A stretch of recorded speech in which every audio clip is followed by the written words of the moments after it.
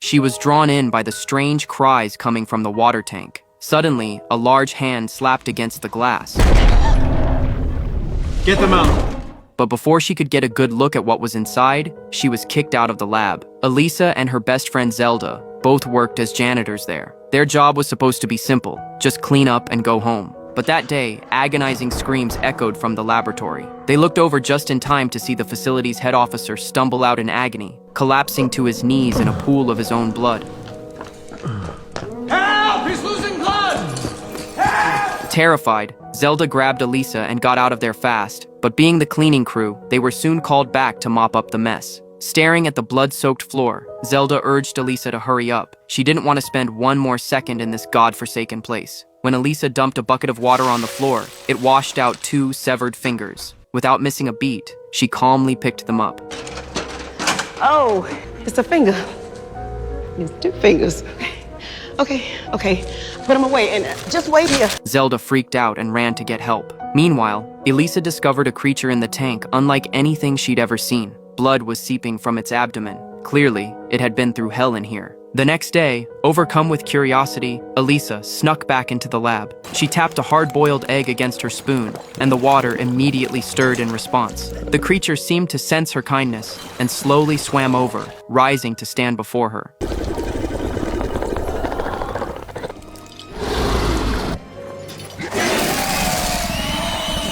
When it suddenly grew wary, Elisa didn't flinch. She gently set down the egg and used sign language to explain what it was. The creature seemed to half understand, accepted her gift, and slipped back into the water.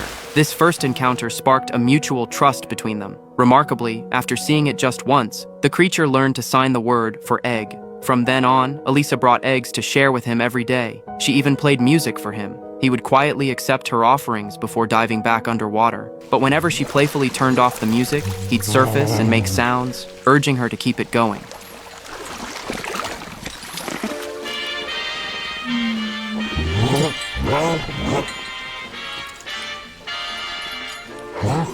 Elisa had been mute since birth, with 3 mysterious scars across her neck. Her disability had made her world incredibly small. Besides Zelda, her work buddy, the only other person in her life was Giles, an artist who lived next door. That was it. No other friends, no family. But meeting the creature changed everything. It brought an unexpected spark of joy to her lonely, monotonous life. A voiceless woman and a creature who had never spoken to begin with. Together, they built a bridge of effortless communication.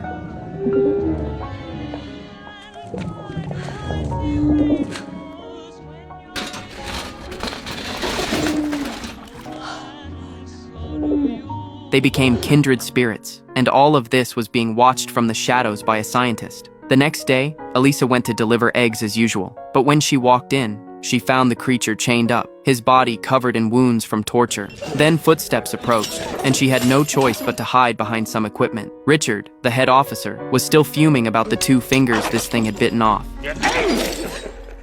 Maybe you'd like to get another bite.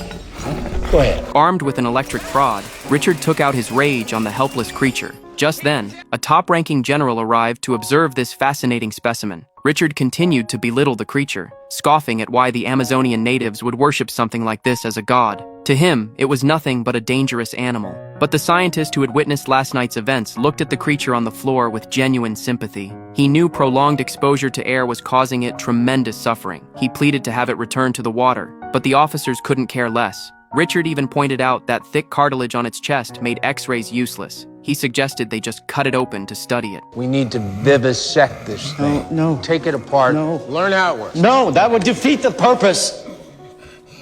The scientist begged the general, practically groveling, but the general's response was cold and final. No one here defied his orders. When Elisa overheard that the creature was going to be dissected, her heart sank. She had no choice but to turn to Giles and beg him to help rescue the poor creature. I make no sound like him.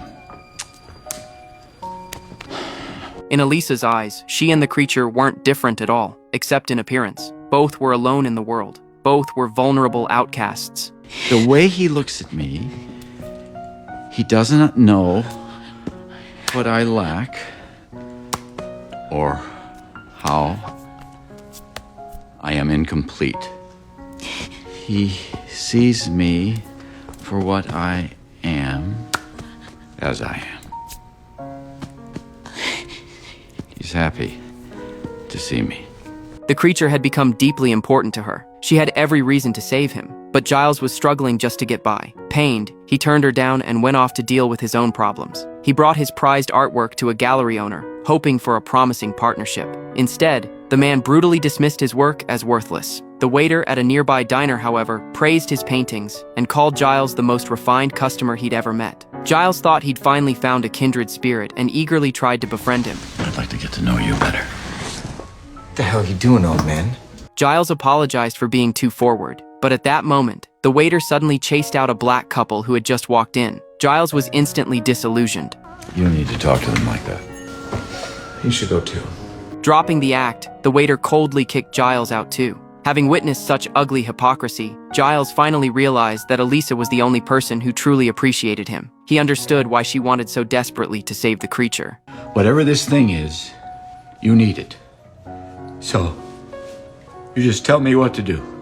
Elisa was grateful for his help. Using his exceptional artistic skills, Giles forged an access pass. Elisa secretly tilted a security camera in the service corridor, creating a blind spot. Meanwhile, the scientist noticed the camera had been moved during a routine briefing. He immediately suspected Elisa was planning something. Instead of reporting it, he quietly staked out the lab. Sure enough, he caught Elisa coming to rescue the creature. Is that where you're taking him? Through the service tunnels? That's very smart. But the scientist didn't stop her. Instead, he handed over the key to the chains. They hid the creature in a laundry cart. The scientist also brought a large container of algae and told Elisa he would sabotage the power grid to give them a chance to escape. Everyone had a role to play. Giles disguised himself as a laundry truck driver. The scientist planted a timed explosive at the electrical panel. Elisa wheeled the creature toward the loading dock, but around the corner, she ran into Zelda. It turned out Zelda had noticed Elisa was missing at the end of their shift. Guessing she was up to something, Zelda had clocked out for her. Everything was going smoothly, until the guard at the exit noticed something was off about Giles. Get out now! You have to go. Hurry! I swear, I'm not doing this on purpose. Mechanical objects and I just don't get along. Luckily, the scientist stepped in and handled the situation. Working together, the group successfully smuggled the creature out of the facility. By the time Richard discovered his research subject was gone, it was too late. All he could do was rage helplessly at the empty tank. Meanwhile, Elisa brought the creature home. Following the scientist's instructions, she filled the bathtub with algae, but the creature still looked like it was in pain. Then she remembered the most important thing: salt water. She rushed to grab all the table salt she had and dumped it in. When his agonized moaning finally stopped, she breathed a sigh of relief. Giles still couldn't believe it. Here he was, a man past his prime, and he just pulled off a heart-pounding rescue mission. But the mission wasn't over yet. The city's canal wouldn't connect to the ocean until the 10th of the month. So Elisa planned to release the creature into the wild on that day. The next day, she went to work like nothing had happened. The facility's supervisors concluded this was a coordinated infiltration by enemy special forces. And they're highly trained. Infiltration took less than 5 minutes, sir. My conservative estimate is that this was a strike force of at least 10 men. The disappearance of the creature caused a major uproar. Richard interrogated every employee but got nothing. When he questioned Elisa, she looked at him with undisguised contempt. This was the man who had tortured her friend. As she left, she deliberately signed an insult at him. What is she saying? I didn't catch it. What is she saying? She is saying thank you.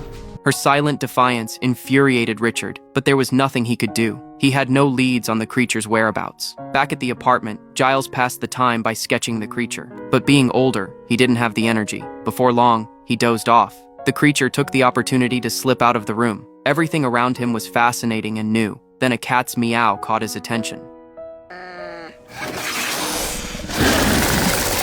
The commotion outside woke Giles. He stepped out and found the creature crouched over, feasting. The sight of the dead cat sent Giles into a panic.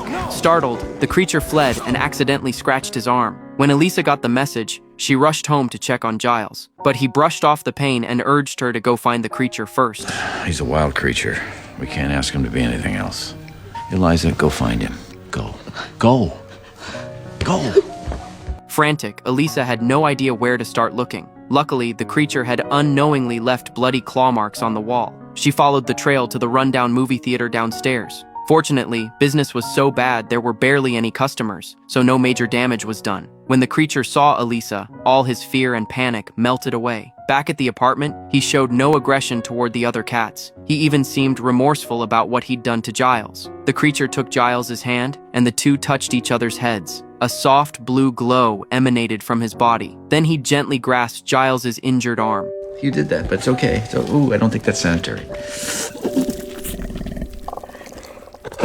Like a forgiving father, Giles pardoned this innocent creature. But what really shocked him was waking up the next morning to find hair growing on his head for the first time in decades. When he peeled back the bandage on his arm, the wound had healed completely. On her end, Elisa was no longer satisfied with just signing to the creature. She pulled out a greeting card and tried to teach him to read. It said, "I'm so happy to have a friend like you." A mute woman teaching a fish man to read. It seemed like an impossible dream. After that, Elisa spent every free moment in the bathroom, just being with him. But somehow, through touch alone, he seemed to understand her thoughts completely. He reached out and brushed aside her collar, and Elisa fled in a panic. She couldn't believe he had seen right through her. After wrestling with herself for most of the day, she finally decided to follow her heart. Nervously, she walked into the bathroom and slowly undressed. As the shower curtain closed, Elisa experienced a sweetness she'd never known before. And this encounter seemed to awaken a secret that had been buried for years. The next day, Zelda couldn't help but notice the happy glow on Elisa's face.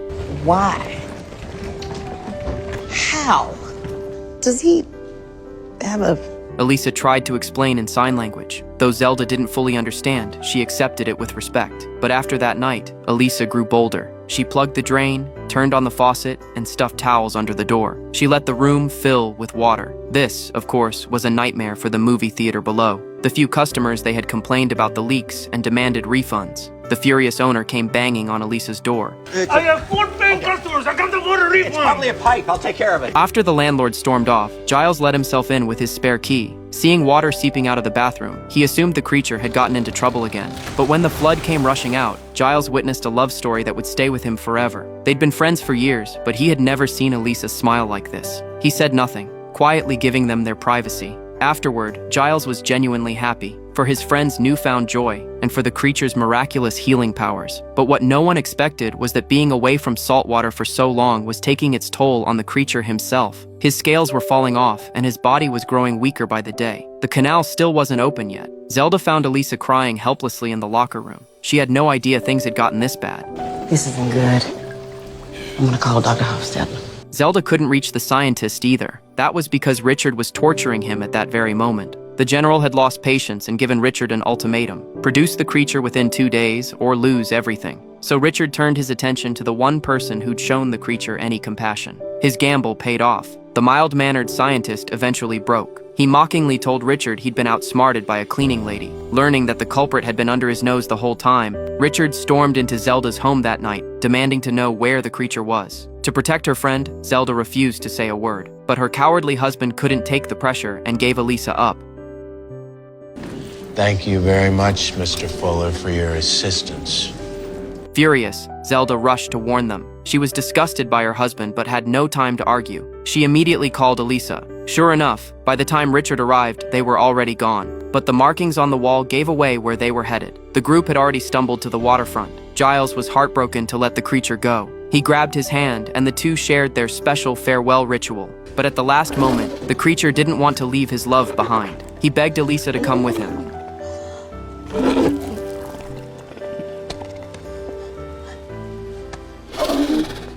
A woman and a fishman. Some divides just couldn't be crossed. Reluctantly, the creature turned to go, but none of them noticed Richard had caught up. He knocked Giles out with one punch. 3 gunshots rang out. Both the creature and Elisa collapsed. With their last ounce of strength, they reached for each other's hands. I do not fail. I deliver. Giles came to just in time. He mustered everything he had to tackle Richard from behind, but his dearest friend had already stopped breathing. Lost in grief, he didn't notice the creature's body beginning to glow again. A miracle was happening. The creature slowly rose to his feet in the pouring rain. With a gentle touch to his chest, the bullet wound vanished. His incredible healing power had reawakened. Richard watched in disbelief. Fuck. You are a god. The creature ended the villain's life with his own hands. Then he took Elisa's body from Giles and leaped into the water without hesitation. Blood kept seeping from her wounds, but the creature swam close and gently kissed his love. A surge of energy flowed into her body. Elisa took a deep breath of water, and the scars on her neck transformed into gills. She had come back to life. In the deep blue sea, 2 fish fell in love forever. Yes, 2 fish. This wasn't some bizarre interspecies romance. The film had hinted at it from the very beginning. Besides the gill-like scars on her neck, Zelda had mentioned in a conversation with Richard that Elisa was a baby found abandoned in the water. They found her by the river and the water. The Shape of Water is ultimately a love letter to everyone who has ever been seen as different. The creature was captured and tortured simply for being another species. Elisa was ostracized because she couldn't speak. Zelda, the one person who cared for her, faced constant racial discrimination. And Giles, a gay man, endured a lifetime of judgment and scorn. Yet these outcasts found redemption in one another. Every difference in society has its own value and deserves to exist without prejudice. Love is like water. It has no fixed shape, yet it can embrace and accept all differences.